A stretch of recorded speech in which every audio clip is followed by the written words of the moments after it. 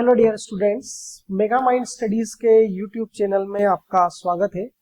पिछले लेक्चर्स में हमने एक्टिविटी 1.1 और एक्टिविटी 1.2 को बहुत अच्छे से समझा। अब इस लेक्चर में हम एक्टिविटी 1.3 को समझेंगे। तो एक्टिविटी 1.3 क्या बोलती है?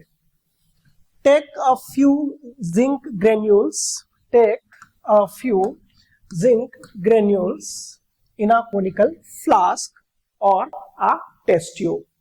Dear students, ये जो डायग्राम आपको दिख रहा है ये एक कोनिकल फ्लास्क है। ठीक है, ये कोन के शेप में है, इसलिए इस इक्विपमेंट को कहा जाता है कोनिकल फ्लास्क।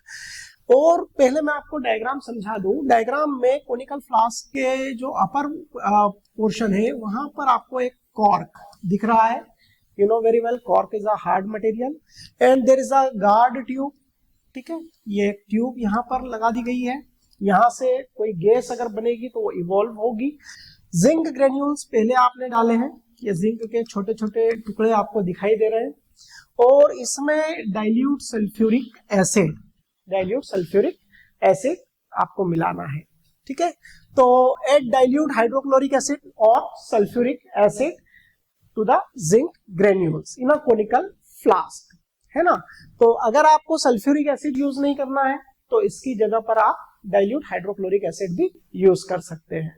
ठीक है, यहाँ पर do you observe anything happening around the zinc granules? जैसे ही आप जिंक के ग्रेन्यूल्स को डाइल्यूट सल्फ्यूरिक एसिड या डाइल्यूट हाइड्रोक्लोरिक एसिड में मिलाएंगे तो आप देखेंगे कि छोटे छोटे बबल्स जो है वो जिंक की वॉल पर बनना स्टार्ट हो जाएंगे। ठीक है, because a chemical reaction is taking place. Chemical reaction is taking place between zinc and sulphuric acid और हाइड्रोक्लोरिक एसिड। तो जिंक जो है वो सल्फ्यूरिक एसिड से रिएक्ट करता है और जिंक सल्फेट बना लेगा और हाइड्रोजन गैस इवॉल्व होगी। ये हाइड्रोजन गैस, जैसे कि आप देख सकते हैं डायग्राम में आपको बताई गई है, हाइड्रोजन गैस निकल रही है। ठीक है, अब इसके बाद क्या बोला गया है? टच द कोनिकल फ्लास्क और test tube, is there any change in its temperature. तो यहां पर आपको इसको टच कर देखना है कि टेम्परेचर में कोई चेंज आया है। तो yes, the temperature will increase because it is an exothermic reaction. थोड़ा सा टेम्परेचर बढ़ जाएगा क्योंकि ये एक एक्सोथर्मिक रिएक्शन है। तो व्हाट डू यू ऑब्जर्व? तो ऑब्जर्वेशन में है bubbles of hydrogen gas formed around zinc granules. जैसे कि आपको डायग्राम में दिख रहा है कि ये जिंक दिखाई दे रहा है आपको, है ना। और उसके चारों तरफ छोटे छोटे बबल्स जो है, अगर आप ध्यान से देखेंगे तो छोटे छोटे बबल्स आपको दिखाई दे रहे हैं। These bubbles are of hydrogen gas. ये किस गैस के बबल्स है बेटा? हाइड्रोजन गैस के। ठीक है, the temperature of conical flask increases because it is an exothermic reaction. तो अब ये आपको याद रखना है कि जब भी कोई metal, because zinc is a metal, जब भी कोई मेटल एसिड से रिएक्ट करेगी ये एक्सोथर्मिक रिएक्शन होगी जिसमें हीट इवॉल्व होगी। ठीक है, अब so from the activities 1.1, 1.2 and 1.3 we conclude that the following observations helps us to determine whether a chemical reaction has taken place। मतलब एक्टिविटी 1.1, 1.2 और 1.3 जो है उससे हमको ये समझ में आ रहा है कि जब भी कोई केमिकल रिएक्शन होगी तो कुछ चेंजेस आपको देखने को मिल सकते हैं। वो चेंजेस क्या है? चेंज इन स्टेट, मतलब मटेरियल की स्टेट बदल सकती है। Solid gets converted into liquid, या लिक्विड जो है वो गैस बन सकता है, या कोई गैस लिक्विड फॉर्म में आ सकती है। ठीक है ना, तो किसी भी तरीके से आपको स्टेट में चेंज दिखाई दे सकता है। ओके, चेंज इन कलर, जैसा कि आप एक्टिविटी 1.2 को रिकॉल करें कि जब आपने पोटेशियम आयोडाइड और लेड नाइट्रेट को मिलाया था तो आपको लेड आयोडाइड के येलो पीपीटी मिले थे। तो कलर में क्या आया था? चेंज आया था। तो इसी तरीके से कलर में चेंज आ सकता है। इवोल्यूशन ऑफ गैस में तो अभी आपने देखा कि जैसे ही आप जिंक जो है ग्रेन्यूल्स पर हाइड्रोक्लोरिक एसिड या सल्फ्यूरिक एसिड डालते हैं तो जिंक सल्फेट के साथ कौन सी गैस निकल रही है? Hydrogen gas. तो कोई गैस इवॉल्व हो सकती है। इसके अलावा चेंज इन टेम्परेचर। अगर रिएक्शन एक्सोथर्मिक है ना, अगर रिएक्शन एक्सोथर्मिक है तो टेम्परेचर में क्या भी आएगा, चेंज भी आएगा। तो इन सारी ही चेंजेस के थ्रू हमको ये पता लगता है कि कोई ना कोई केमिकल रिएक्शन हो रही है। ठीक है, बढ़ते हैं नेक्स्ट सेगमेंट की तरफ, जो कि आपकी एनसीईआरटी बुक में है, केमिकल इक्वेशंस। ठीक है, तो the word equation for the above reaction would be, मतलब एक्टिविटी 1.1 को अगर आप रिकॉल करें तो आपने देखा था कि मैग्नीशियम बर्न हो रहा है, और ये आप अच्छे से जानते हैं कि कोई भी चीज अगर जल रही है, कोई भी चीज अगर जल रही है तो किससे रिएक्ट करेगी, ऑक्सीजन से, और मैग्नीशियम ऑक्सीजन के साथ रिएक्ट करके क्या बनाता है, मैग्नीशियम ऑक्साइड। तो अगर हम इसको इक्वेशन के फॉर्म में लिखना चाहे तो कैसे लिख सकते हैं कि मैग्नीशियम, ठीक है, reacts with oxygen and magnesium oxide will form. जो बीच में एरो लगा है बेटा, एरो के लेफ्ट हैंड साइड पर जो मटेरियल लिखा जाता है, केमिस्ट्री की टर्मिनोलॉजी में इसको रिएक्टेंट कहा जाएगा। क्या कहा जाएगा, रिएक्टेंट। तो in present reaction the magnesium and oxygen are reactants. ये क्या है बेटा, रिएक्टेंट्स है। ओके, और जो एरो के उस साइड आपको मटेरियल दिख रहा है जो रिएक्शन में बन रहा है, दैट इज कॉल्ड प्रोडक्ट। ठीक है, तो यहां पर आप समझ सकते हैं कि इन present reaction magnesium is reactant, oxygen is also reactant, but magnesium oxide is product. Okay, so a word equation, ये जो ऊपर शो की गई है आपको, ये एक वर्ड इक्वेशन है, बिकॉज अभी हमने यहाँ पर सिंबल्स का यूज नहीं किया है। यहाँ पर हमने मैग्नीशियम को एज इट इज लिखा है, ऑक्सीजन को भी एज इट इज लिखा है। That is called word equation. A word equation shows change of reactants to products through the arrow placed between them. है ना। अच्छा, रिएक्टेंट अगर एक से ज्यादा है तो उनके बीच में क्या इंट्रोड्यूस करना पड़ेगा आपको, प्लस साइन। ये केमिस्ट्री में केमिकल रिएक्शंस को लिखने का तरीका होता है। ठीक है, और अगर एक से ज्यादा प्रोडक्ट बन रहे हैं, जैसे यहाँ तो एक ही प्रोडक्ट बना है अभी मैग्नीशियम ऑक्साइड, सपोज एक से ज्यादा प्रोडक्ट बन जाए, तब क्या करेंगे आप, तब आपको यहां पर भी क्या करना पड़ेगा, प्लस साइन इंट्रोड्यूस करना पड़ेगा। और इस रिएक्शन में ये जो एरो है, ये एरो बताता है डायरेक्शन ऑफ द रिएक्शन। ये एरो आप जान रहे हैं कि मैग्नीशियम ऑक्सीजन से किसकी तरफ लगा हुआ है, मैग्नीशियम ऑक्साइड की तरफ। तो इसका मतलब ये है कि मैग्नीशियम और ऑक्सीजन रिएक्ट कर रहे हैं और मैग्नीशियम ऑक्साइड फॉर्म कर रहे हैं, and this arrow shows the direction of the reaction. ठीक है बेटा, आगे बढ़ते हैं हम। अब क्या कोई केमिकल इक्वेशन को, केमिकल रिएक्शन को लिखने का इससे भी शॉर्ट तरीका हो सकता है?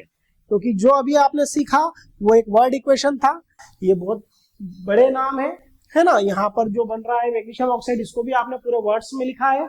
इससे छोटा तरीका भी हो सकता है किसी भी रिएक्शन को रिप्रेजेंट करने का।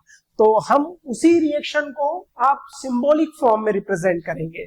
तो मैग्नीशियम ऑक्सीजन से रिएक्ट कर रहा है, MgO, तो we have to write Mg only because the symbol of magnesium is Mg and the symbol of oxygen is O, because oxygen naturally O2 के फॉर्म में होता है, इसलिए हम O नहीं लिखते हैं, क्या लिखते हैं, O2। तो मैग्नीशियम O2 से रिएक्ट करके क्या बना रहा है बेटा, MgO, but it is an unbalanced reaction. ये रिएक्शन अनबैलेंस्ड है बिकॉज 9th स्टैंडर्ड में आपने पढ़ा होगा law of conservation of mass. 9th standard में आपने law of conservation of mass क्या बोलता है, in a chemical reaction mass neither be created nor destroyed, it will convert only. ठीक है ना। तो कहने का मतलब है कोई भी रिएक्शन तब तक बैलेंस्ड नहीं मानी जाएगी जब लेफ्ट हैंड साइड में जो मास है मटेरियल्स का और राइट हैंड साइड में जो मास है वो इक्वल नहीं हो जाता।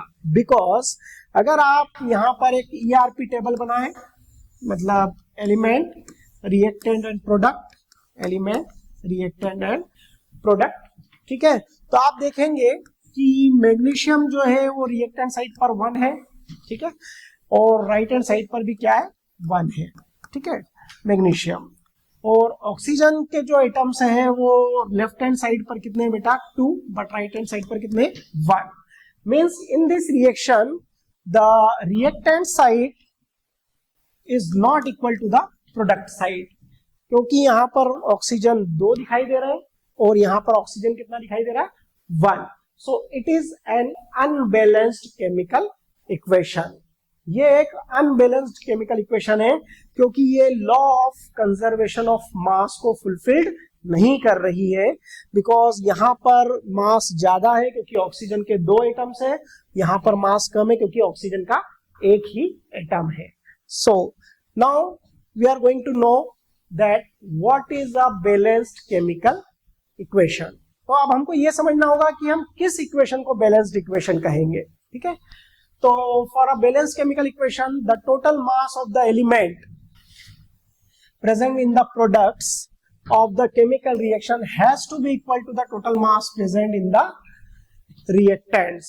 मतलब अगर प्रोडक्ट साइड का जो मास है और रिएक्टेंट साइड का जो मास है वो इक्वल आ रहा है तो हम मानेंगे कि रिएक्शन क्या है, बैलेंस्ड है. तो हम एक वर्ड इक्वेशन लेते हैं एक्टिविटी 1.3 के लिए.